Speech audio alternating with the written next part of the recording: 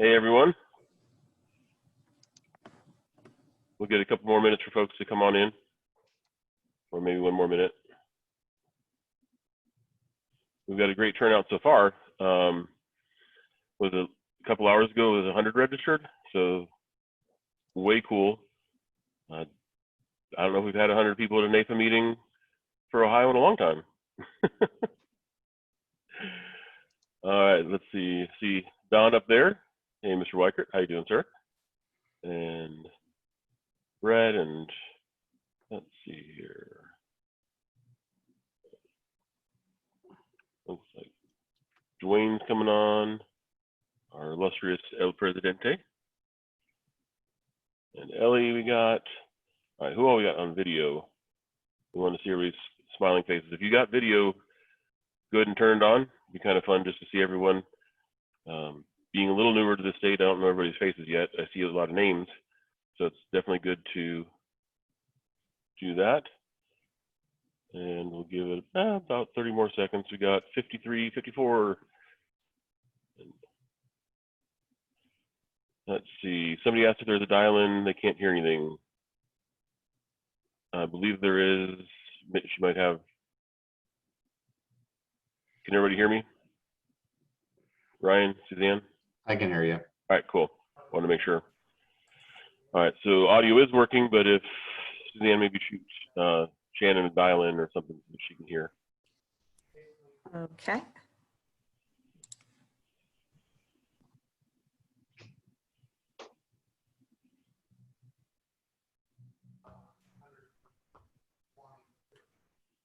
And we have about 2/3 of the registered in here now, so I guess we'll go ahead and get started here and let the late folks just miss a little bit.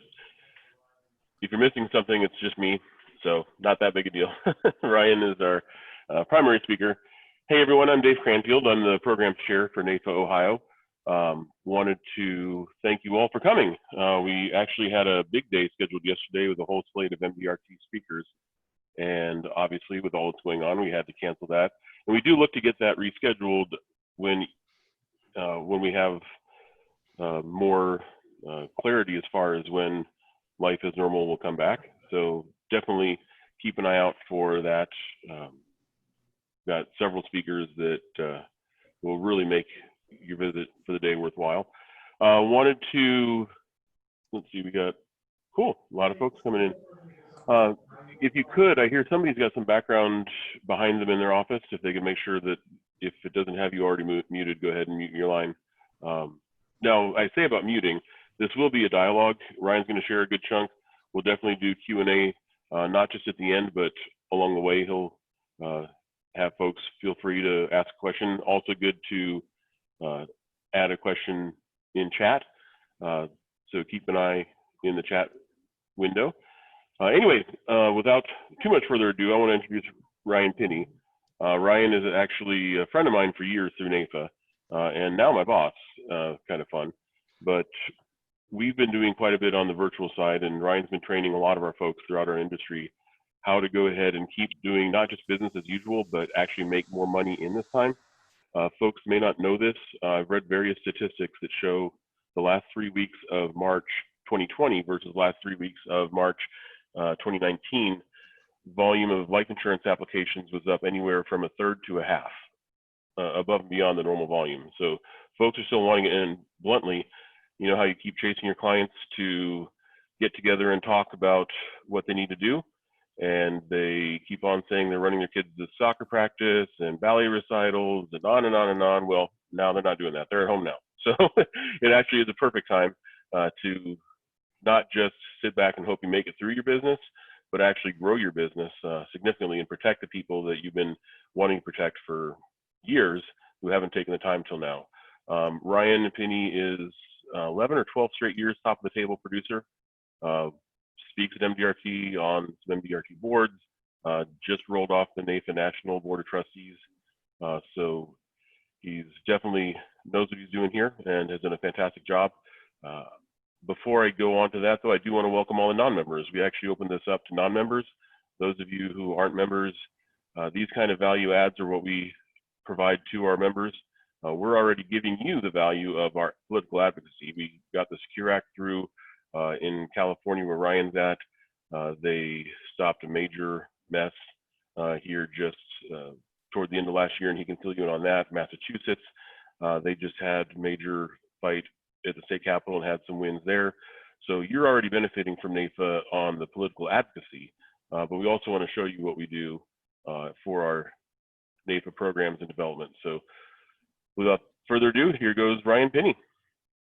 Good morning, everybody. Thank you for having me. I really appreciate the opportunity to share with you today.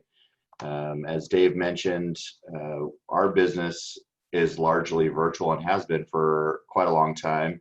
One of my favorite comments or kind of jokes to make is that we started distributing insurance online way back in 2001. That was before Google was a verb yet. And so we've been doing what I would call virtual or telephone sales for nearly 2 decades now. Over that time, we've seen a lot of changes in the market space. We've seen a lot of things happen that I think others may not have noticed because they were doing business in what I will call the traditional way. And along that, I think what's happened is that there's really been a bifurcation in our industry. We have agents who are traditional, typically meet face-to-face, still using paper applications and meeting clients in kind of the good old-fashioned way. And then you have this different group, which is really what I'm going to call maybe a hybrid or a digital type of agent who is doing a lot more telephonic sales, virtual meetings, working out of remote locations, not even necessarily having an office, and using things like digital applications. And that was going on for a long time, but with COVID-19, we all get to play the same game, which is you either adapt to maybe the newer way of doing business, or you find yourself struggling to stay in business. I do want to point out a couple things as we go through this video conference, and I want to talk about first the setting of the conference. You'll notice Dave, when he was speaking, was a pretty stark background. I think if I remember right, that's your guest bedroom / office. And you know, he's got a bed in the background, stark white walls, and that's pretty typical, especially for someone working from home. I'm actually came into our office today. Our office is empty. I think we have 3 or 4 other people here today. We have about 60 employees, and 3 or 4 weeks ago now, we sent them all home and said, don't come in, work from home, and they were able to kind of do that without missing a beat. But if you look at the difference between maybe Dave's background and my background, you can see that 1, mine has a little more personality to it. 2, there's also some considerations I've made. 1 is I tried to make sure that I'm using what's called the golden ratio. This is where you're basically 2/3 in frame. So you'll notice that my head doesn't quite go to the top of the screen. It doesn't get cut off. You also know that I take up the center of the screen, right and left, pretty much. And a couple other important things take place. 1 is my background is fairly clean. I do have some personality type stuff there. You can see my Marine Corps logo and my American flag.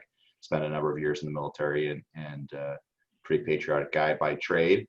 And so those are part of my personality. And so they're good there. They're good conversation starters. I think my clientele notice them fairly often and ask questions about the items in the background.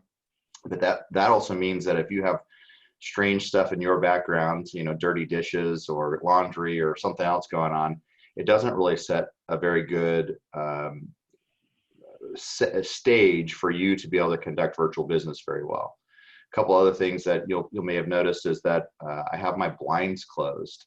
I actually have a really nice view out my window here. It's actually ground level into kind of some trees and some bushes. And so normally I would have that open because I like looking out the window.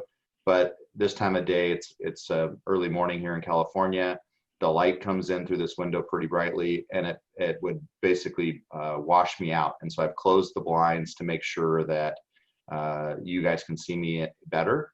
I've also made sure and did a sound check and a video check to make sure that before I got on the call, I knew that my audio was working well, that I could hear everybody who's participating, and that my microphone was turned up and close enough to me that you hopefully can hear me well too.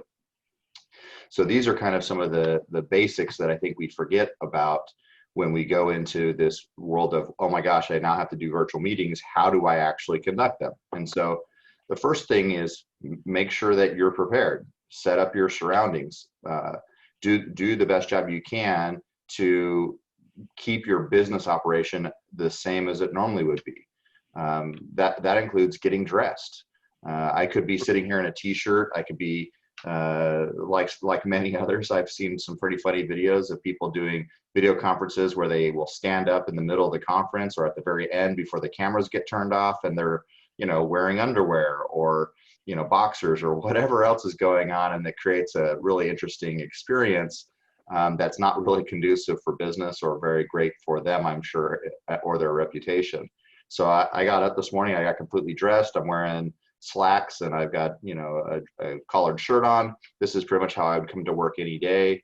And so there shouldn't really be any difference with how you do the video conferencing. You should be able to do that the same way. The other thing is I've heard this a number of times as we've talked about going virtual and doing business virtually, and that is, how do I connect with my clients? They don't have a desktop computer with a camera, and I will say that's right. They probably don't. Many of them have never needed that, but they do have, more often than not, a laptop with a built-in camera, or maybe something like a cell phone. I'm guessing all of us have one of these, and they have these little handy cameras on the back. They also probably have a tablet. Most people do these days. And again, it has a camera on the back or on the front. And those are ways that you can do video conferencing with your clients. And the way that we've historically done this, even before the COVID-19 experience we're all going through, is we would just simply ask the customers we were talking to, hey, it'd be really great if I could show you some stuff. Do you happen to have a laptop or your smartphone or a tablet nearby? And the answer almost is always yes. And they say, great, I'm going to send you a link. Will you click the link and we can actually share my desktop, and I can see you and you can see me, and we can walk through this together. And it's amazing when you point out that they do have the capabilities and they do have the option of being able to do a virtual meeting with you, how many of them are receptive to that and have been prior to COVID-19. Now with the COVID-19 experience that we're all going through, they all are looking for ways to still get advice from you, to still get help from you, to still interact with you. And they're looking for human interaction just as much as you probably are. And so this is a great way for you and them to be able to communicate and see each other face to face, which I think as a salesperson gives us a lot of options and advantages that we lose when it's simply a telephone call. You get to see their facial expressions, you get to see their body language and their mannerisms, and make sure that what you're conveying to them is being received well. And you can kind of pivot your presentation because you can actually see how they are responding and acting. In addition to the ability to have video conferencing and to be able to effectively set up your surroundings and communicate with your clients this way, there's a couple additional tools and services that you probably should be considering if you don't already have them. Those would be a good CRM or client management platform.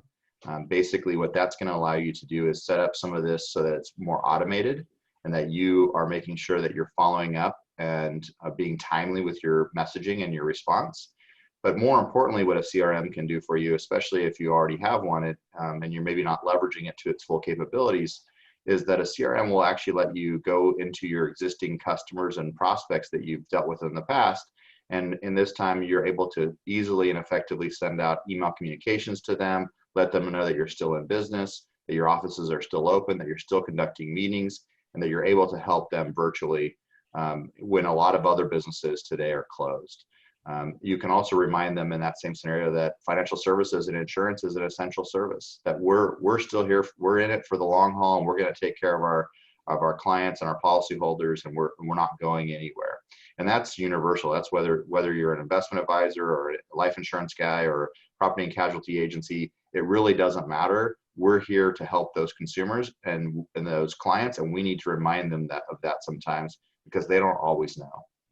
The second thing that you need, if you don't already have it or using it, is it's critically important today to have virtual quoting and virtual application functionality. So whether you want to call that online quoting or e-applications with e-signature, drop tickets, it really doesn't matter what verbiage you use. It all ends up being the same thing, which is you need the ability to complete an application and to be able to send that to your customers and have them electronically sign it and send it back to you so that you can get it to the carrier.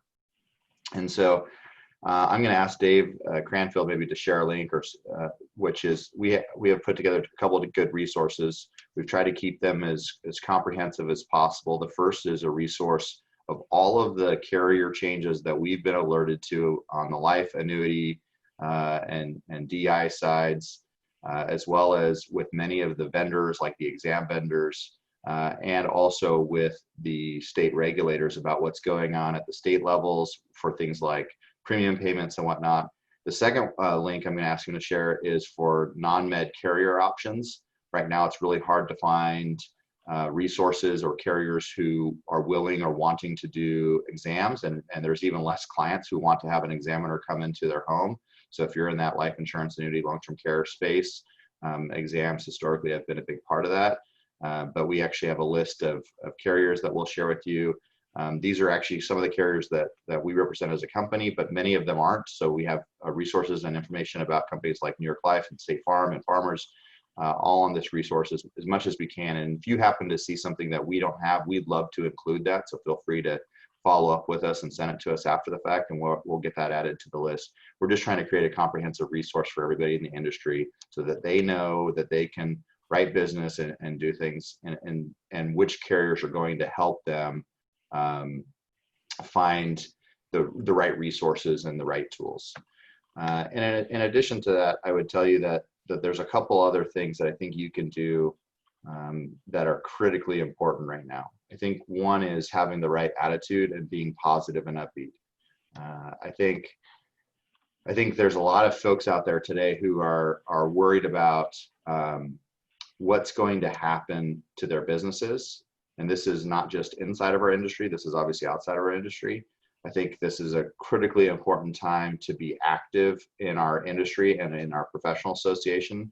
I think NAIFA is probably more important today than it has been in many, many years. It's always important, and the political advocacy that they do is definitely a game changer and has helped the industry and helped us as advisors and insurance agents stay in the business. But today, with all the things that are happening and with many other organizations kind of abandoning the watch, and with many other types of businesses unable to function in their normal way, we really are the stopgap between them and the politicians. So Dave mentioned some things that have happened recently. Suzanne probably could go through a laundry list of others. And what's happened in our communities right now is that the regulators, whether it's state or local or federal level, are trying to find ways to raise tax revenues, to find more money. Yes, we're doing things like the PPP program for business owners and some of the other incentive programs for individuals. The challenge with those, though, is that eventually those got to be paid for. And so if you think that the government's going to give out free money and ultimately come back around and say, hey, thanks everybody, that was great, and we don't need any of it back, you're probably mistaken. And unfortunately, our industry is ripe for finding easy to pluck resources and tax dollars. So I would encourage you that you take advantage of NAIFA and become a member and join and get involved in the political advocacy side of this. It's good for you, it's good for the clients, and it's good for our industry and businesses. I'd also like to tell you that there is additional resources from NAIFA at a national level. They are doing a town hall series today. We're actually going to stop this about 8:50, 8:55 today. And that right after that at 9 o'clock, you're welcome to join a NAIFA National Town Hall with additional resources and other learning opportunities. And the great thing about the NAIFA Town Halls is that they're recorded and they're available on the NAIFA website. So you can actually go back and look at previous options that they've produced and put out there. There's been some great ones. I know that they've had Tom Hegna and others that are talking about how you can grow and thrive in this environment. And so I kind of come back to step number 2, which is I think the second thing that's critical is being positive. This is without a doubt the greatest opportunity I've ever seen it in the insurance industry to grow our businesses and our practices and to really set ourselves apart from the competition that our customers and clients may be being approached by or be working with today. Many of them are not working. And I'll tell you this from our own experience. We send out a newsletter once a week, and that newsletter goes out to about 30,000 agents across the country that have signed up for our newsletter. We always try to make sure that that has good information and resources available for them, and we're kind of agnostic about who it goes to. But I can tell you that we are getting a huge number of responses back from that email that we send out once a week saying, we're out of office, our office is closed because of COVID-19. We'll resume business when we get around to it or when they let us. And that's really disheartening for me because I look at that. There's a lot of businesses who have closed down and basically are not operating and helping their customers. But that means that those customers are looking for help. And so I can give you a couple real world examples. We've actually had a large number of property and casualty clients come over to our P&C agency just in the last few weeks because we made sure and let everyone know that we're open, we're here, and we're able to help them, whether it was a policy we sold or not. And so we actually have had a number of clients reach out and do broker of record changes or ask for advice. And you know what? We'll give it to them for free. We don't really care. And I think that's the right attitude because more often than not, you get rewarded for that. The second thing I can tell you is this is a really great opportunity and time to evaluate how you do business and to recreate it, or the word I like to use is evolve it, right? So if you want to evolve your business, you just need to think a little bit differently than maybe you have before. I have a friend here locally who's a real estate agent. And as you can imagine, trying to do real estate today is really, really difficult, maybe almost impossible. And I say almost because I've seen this one example that I think is fantastic. And I actually shared it with my sister. She's a real estate agent in Las Vegas. And she's like, that's a great idea. I'm going to start doing the same. So hopefully she has the same results that my friend here locally has had. And that is that he's actually doing virtual tours, virtual walkthroughs of homes. So he's still able to go to some of the homes that are listed. Some of them are empty. Some of them he's made arrangements with the owners to be able to go in, wearing appropriate protective masks and gloves and whatnot. But he's doing virtual walkthroughs as a real estate agent, basically showing the home to prospective buyers, pointing out things that he notices as a professional, showing them some things that are maybe unique to the home or even to the area. And he's been able to do that. And in the last couple of weeks, he's actually sold 3 homes when no one can come visit. And what's really interesting is that all 3 of them were people who were out of area. 2 were out of state and 1 was out of the city area. And all 3 of them had to move for work. They still have jobs, they're still doing stuff, but they needed to relocate. And so he was able to, because of these virtual walkthroughs, still basically show these homes and sell these homes. And so he's continuing to do that. And when all of the other real estate agents in town are having a struggle to even list homes, let alone sell homes, he's actually being successful at selling them. And if you think about that story or that situation, he's not really doing anything that any of us couldn't do. He's not doing anything that any other real estate agent couldn't do. But he looked at the problem and he came up with a good solution, or a solution that he thought might work. And now he's going to be the beneficiary of it. He already is growing his business. He's already able to send out these videos. He's got other real estate agents asking how he's done it. And so if you look at that, that's where we have the opportunity in our own businesses and practices today. You can totally recreate how you do business. You can tell people, you know what, I'm going to do a town hall meeting. I'm going to, for all my customers, invite all your friends and families. We're going to talk about what your health insurance covers, or we're going to talk about, your property and casualty insurances, whether it's home and auto. Hey, you're not driving very much. What should you do? Should you drop your coverage? Should you lower your coverage? Are we going to be like some of the insurance companies who are announcing that they're giving rebates or refunds of premium? These are things that they're reading about and hearing about on the news or seeing online, and no one's answering the question. But you have a huge opportunity to do that. couple other things that I think are really big is, how do you generate leads and prospects right now? Well, one is being that resource. And then two is being a resource in the right place at the right time. So it's easy to be a resource from the perspective of, I know information and I'll share it with you, but then it's how do you get that in front of the right people? And today, social media is huge. When I say huge, it was already huge, and now it's 800 to 1,000% bigger. So I don't know what's 800 or 1,000 times bigger than huge. Is that Donald Trump's huge, or is it ginormous, or I don't know what the word is, but that's what we're seeing right now. And I'll give you an example. I dropped a post on Facebook about having been recently done an article in the MDRT magazine, and I just threw it out there as, hey, this was great. One of the people in the leadership of MDRT sent me a copy of it. They'd actually cut it out of the magazine and sent it to me with a card saying, great job. And I thought that was cool. So I published it online. I put it on Facebook. I put it on LinkedIn.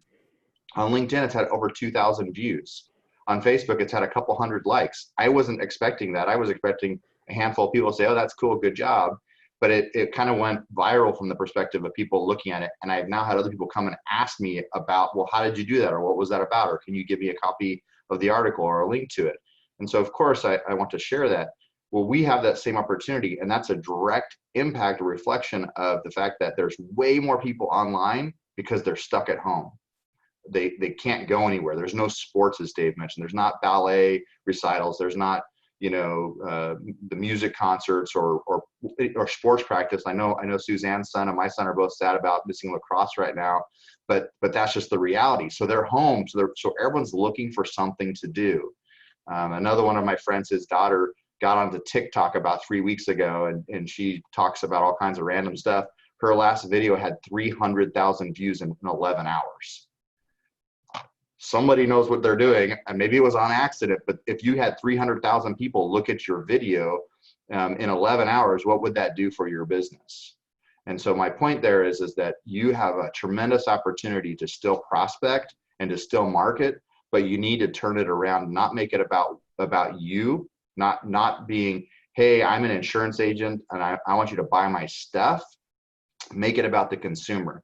If you make it about the consumer, they want to hear it. They want to learn about it. And if you make it about the consumer and you are answering the questions that they have about specific topics, they'll double down because they'll actually watch it themselves and then they'll share it with their friends. And that's how you grow your business today. That's how you can get people calling you saying, hey, I'm really interested in what you said. Can you help me? And as soon as someone says, can you help me? All of us as professional advisors, whether it's insurance, investments, it doesn't really matter. We have the answers and we have the products to be able to help them when they ask that question. So I would tell you, definitely be proactive in social media. Don't just kind of sit back on your laurels. The other one, and this has actually been kind of a surprise hit for us. It wasn't the expected outcome, but it was even better than what we were trying to go for, I think, originally. But we reached out to a bunch of our top partners and clients. And we made phone calls basically saying, hey, just checking in on you, making sure you're okay. And we actually called it a TP check. So we made TP checks to our top clients. Just checking in, got enough toilet paper, you got food, water, supplies, questions, what can we help you with? And ironically, most of them said, we're perfectly fine. We got everything under cover. I'm just kind of taking it easy. But a handful said, yeah, I actually would love some TP. So I stole some from our office supplies, borrowed maybe is a better term, and sent it to them. I mean, right? And that's a small thing I can do because I had it as a resource. Send it to them. Do you think that client or that customer is ever going to leave? I would have to do something like just tremendously bad for them to even consider it, because they're going to remember forever now, for as long as they're alive, that I called them during a global pandemic and asked them if they were okay and if they needed toilet paper. And when they said, yeah, actually I do, I then shipped it to them. They're never going to forget that. And that's the type of opportunity you have right now with your customers and clients, is that you can do things that are so memorable and so impactful and yet small, that you can do those things today, that you can ensure that your retention rate on those customers is 100% for as long as you want them. Think about the power of that. No, I don't think we could have ever said that about our industry and about our clients prior to the last 3 weeks.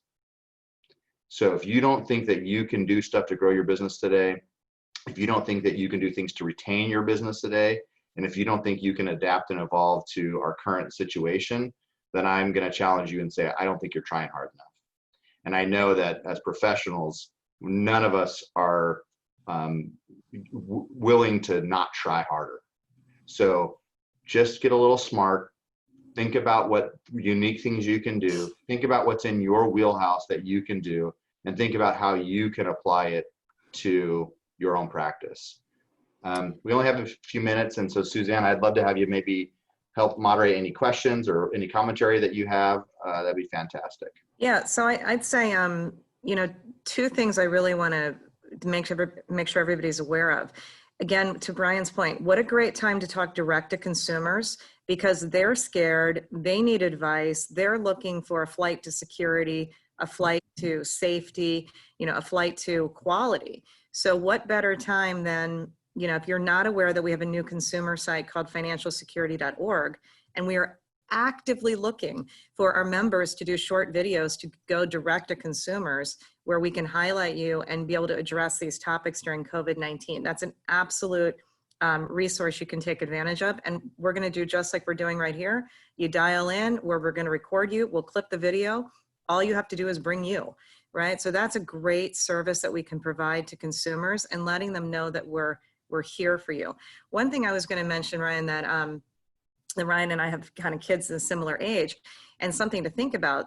You long hear how much turnover there is, right? Between one spouse dies or something, and the next thing you know, out goes the financial advisor. It's like a hugely, I don't know the statistic, I think it's over 80% of, let's say if the death of the husband, the wife gets a new advisor.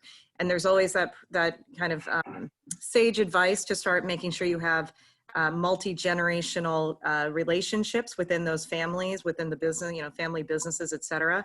This is a great time on being able to use video to say, hey, why don't we all get together and, you know, why don't you bring your kids online? Why don't we all talk? Why don't you're worried about your grandmother in the nursing home. You're worried about, you know, how this is what your plan is. This is a great time to be able to bring a collection of family and multi-generational kind of people together to answer those questions. And so again, I think that's something, you know, maybe Ryan, if you want to comment on of how can you leverage this? I know I've got teenagers running around. They're certainly thinking about their financial future with college and what that means and how they could do that. And my advisor yesterday, who they have never done any sort of webinars ever, they put together a series yesterday, noontime. They had a series, they brought in somebody talking about college loans and what for college funding and if you have loans there. I was on there noon, I'm listening while I'm working. What a great time to turn around and make it advantageous, you know, families. So everybody's working from home. If I can listen during noon and I can, as a consumer, pick up on something, again, with my kids, they have a ton of webinars now. They're both getting, or one of them's getting recruited. So now we have webinars at night, 7 o'clock at night, 8 o'clock at night, 9 o'clock at night. Many of our advisors are now working much longer hours to be able to get where the consumers are. Because as consumers are, you're right, you've got a sitting, you know, you've got everybody sitting right there.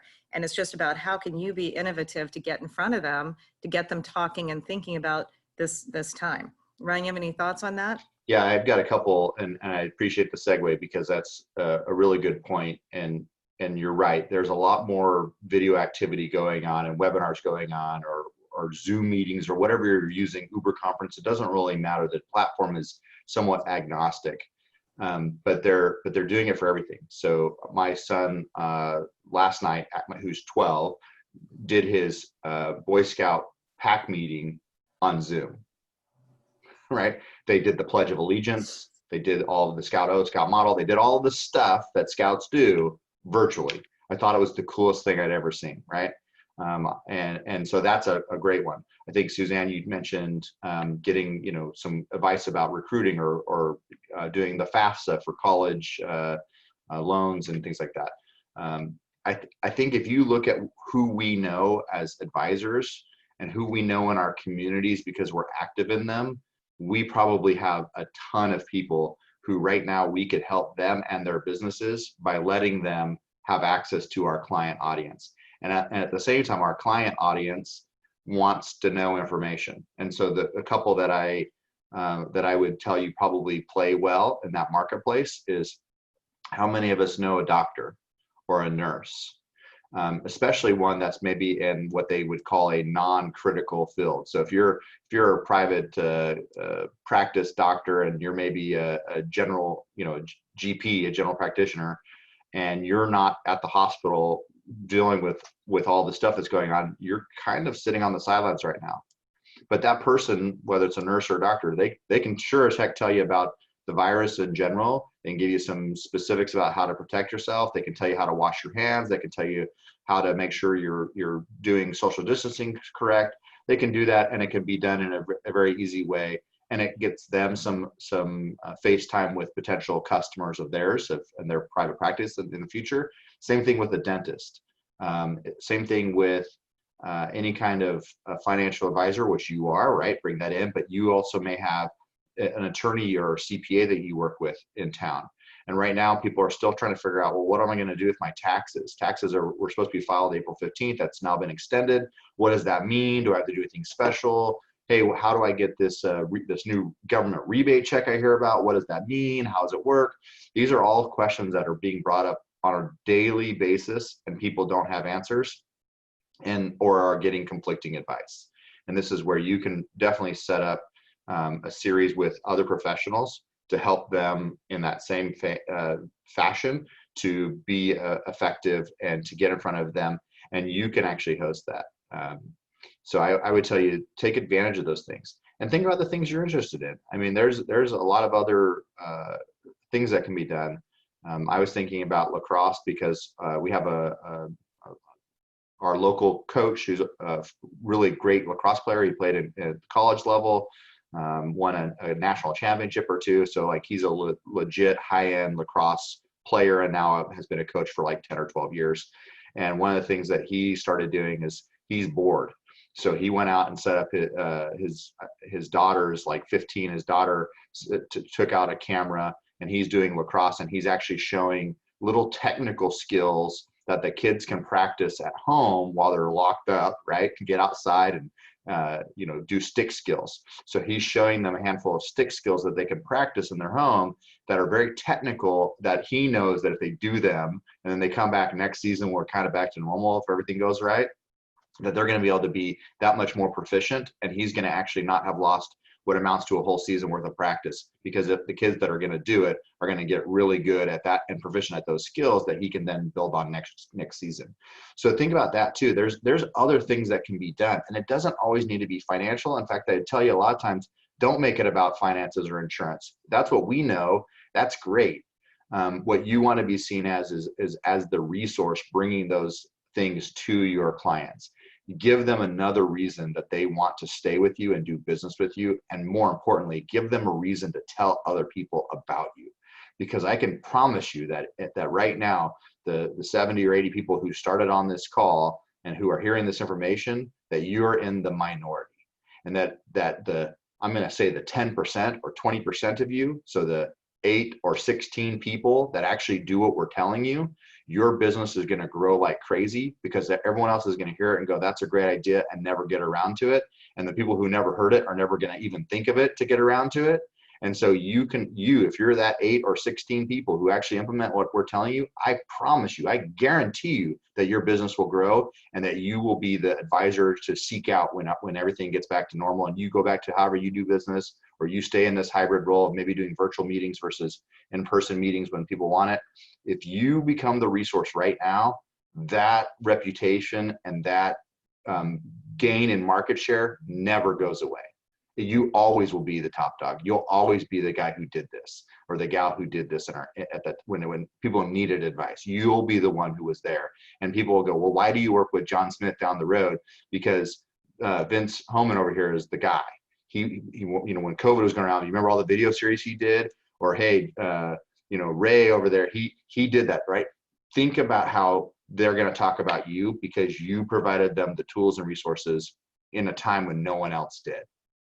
And everybody wants an advisor, especially when you're talking about financial advice or insurance advice, right? 2 things that have to work, that cannot fail, that have to be done right. Everybody wants the advisor that, hey, you remember when everything went to hell in a handbasket and everything was screwed up? Except for that guy, my advisor was still in business, running and giving me advice. And not only did he give me financial advice, but then he broke out to helping me take care of my kids, taking care of my family, staying healthy, exercise, whatever it is. I promise you, they will remember that. There's no way they can't. This is a once in a lifetime opportunity for us as advisors to grow our businesses. And if you don't take advantage of it, well, that's all right. I will. And someone else in your area will. And that's okay. Like, I'm okay with that. I hope you're not okay with it, but I'm okay with it, right? I like winning without competition, but I'd also like to see a lot of you guys win too, because the reality is I can't service every client in the country, and I probably don't want to. But that's why the power of NAIFA is here, and the power of what we're doing here is here today, is that you have the opportunity to differentiate yourself against the entire marketplace, to leverage some tools that you're maybe not super comfortable with. Take a few minutes, get to know them. If you pick Zoom, if you pick FaceTime, if you pick GoToMeeting, I don't care what tool you pick, make sure you play with it.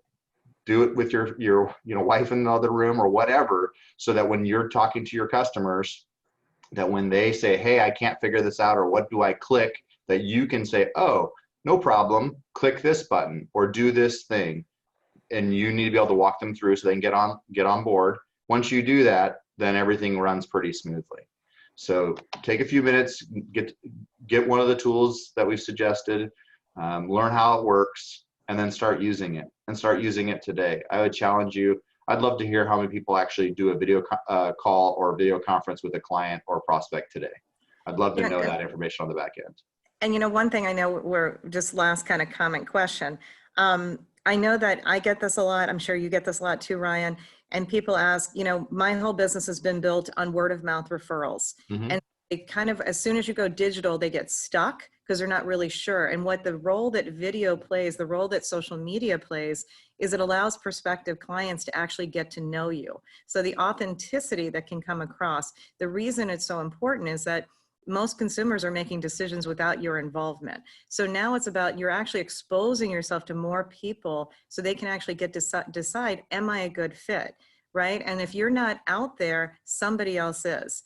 And so I think that moving from that word of mouth, I know how to go to restaurants and meet people, and then how do I translate that into virtual, into this digital format, is really important. But again, if you take it from the standpoint that your job is at 7 o'clock to do a financial literacy course to, Ohio or whomever, or multiple states, and that's what you're doing, it's just to do financial literacy, that's a huge lead generating opportunity. So I don't know if you have any last comments on that, Ryan, about how to actually, move from word of mouth referral into actually gaining lead gen through digital.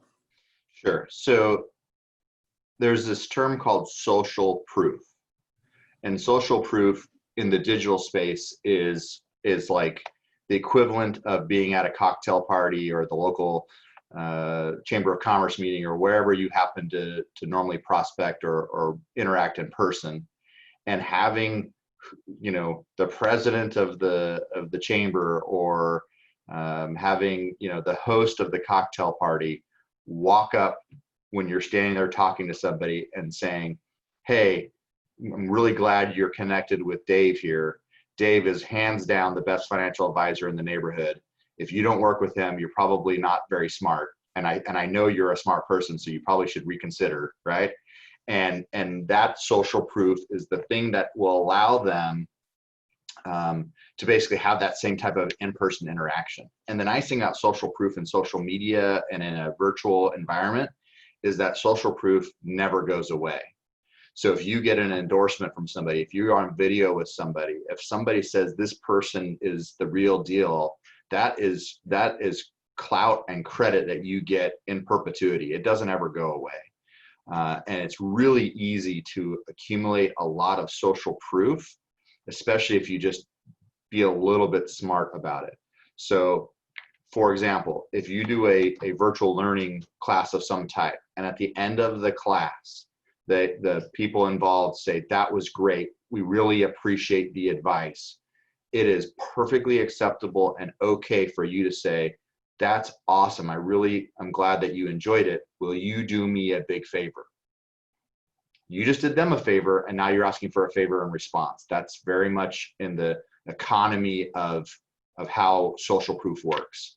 And so you get to say at that point, can you do me a big favor? And will you go online to my corporate or personal Facebook page or LinkedIn or wherever it is that you want them to go? And will you write out what you just said? Will you put that on my social media page? Will you tag me in that social media post when you do it? Because the instant that happens, that was the equivalent of now the host of the cocktail party, instead of walking up one-on-one, the host of the cocktail party getting on the microphone and saying, excuse me, everybody, I need to make an announcement. And the announcement is that Vince Homan is the best financial advisor in the state. Think about the difference of how powerful that is. And so social proof is the opportunity right now to totally differentiate yourself. And kind of going back to my friend who was the real estate agent, a good example of this is somebody had actually not liked how successful he was being. And he had put up some signs, and they actually called the city and complained that he had too many signs up in the neighborhood.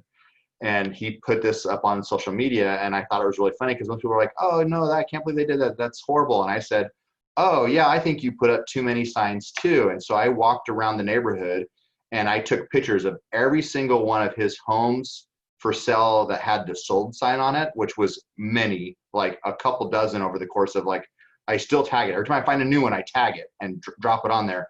And so for weeks now, I've been tagging the same post saying, yeah, horrible how many signs you have. And the signs are all for sale, sold signs.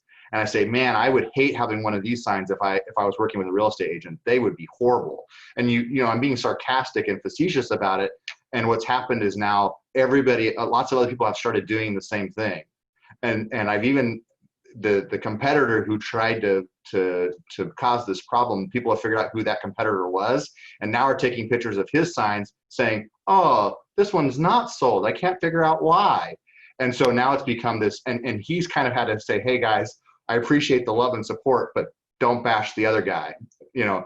But think about what happened is, because he went to social media and said, this has happened, this was kind of strange, I wasn't expecting it, he got this outpouring of support and love because he does a lot in the community. And the social proof there is overwhelming. Like if you look up our area and you say, who's the best real estate agent in our area, he is so far number one that it's not even close. He has, like, on Google reviews, he has like 400 or 500 5-star reviews. He hasn't sold 400 or 500 houses in our area, but he's impacted 400 or 500 people enough that they have put those reviews online. And the next closest guy has like 30. If you're looking at that and you're buying a house in the area, one guy's got 500 reviews and one guy's got 30 reviews, who are you probably going to call? Right? Social proof is a huge differentiator. And right now it's at a time where no one else is really thinking about how to collect social proof. Most of them are just trying to figure out how to survive. If you show people how to survive, how to thrive, and then ask for social proof, hands down, you grow, right? And so that's, I think, to your point, Suzanne, doing things a little bit outside the box, thinking about how you can leverage them. Don't be the classic used car salesman approach. Do it very much a quid pro quo. I gave you something, you appreciated it, and now I'm asking for a favor, which is, will you let people know you appreciated it, right? That's an easy approach and an easy thing that works, and it works basically 100% of the time.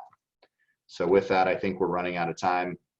I really appreciate the opportunity to have presented today. I hope everyone learned something, or at least were able to take an idea or two out of this. And I hope that you can apply them to your practice and grow your business in a time when everyone else is just trying to figure out how to survive. My mantra has always been survive and thrive, right? We have to survive first, but then once you figure out how to survive, then you got to thrive. And so I hope everyone's focused on the thrive part of it, and that you all are able to take advantage of this current opportunity. Thank you.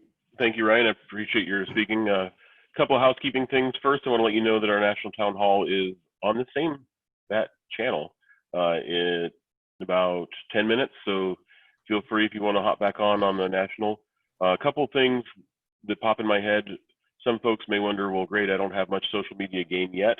Don't have too many connections yet. It's not too late, obviously. Connecting with folks is good, but you can do actually sponsored posts. As Ryan mentioned, there's like an 800,000 crazy number percentage growth in social media traffic right now. And so with that growth, people are at home, they're on there. It's very cheap, and you can actually drill down to basically who your client is, demographic. It's amazing the demographics you can pull for your posts to appear, whether it's Twitter, Facebook, LinkedIn, wherever you feel you're best suited. Definitely look into that, because those posts saying, hey, you know, look at all these companies that are now letting you do life insurance without an exam. And again, that link is on there in our chat to look. There's like 24 companies, and I just saw another edition today. On Monday, Pru came out and said $3 million a face amount that they'll try to do without an exam. So just showing people what a great opportunity it is, I'd go ahead and do that. And without dragging it on, we got a bit of a hard stop here. I do want to open up for probably one question. Or actually, you know what? It's 11:51. They're going to be hopping on here in a couple minutes. So please feel free to shoot questions, email Suzanne, me, Ryan. We should have some, we'll have NAIFA-OH. We'll send a follow-up email with Yeah, a there you go. survey, if you can fill that in, and then we'll have the recording too. Because again, the nice thing about doing this is you get an automatic recording, and we can put it up and still do additional lead gen. So again, perpetuity, keep using that content. Very cool. Well, thank you all for coming. Hope you have a fantastic day, and go get them. Thanks, everybody. Thank you. Take care.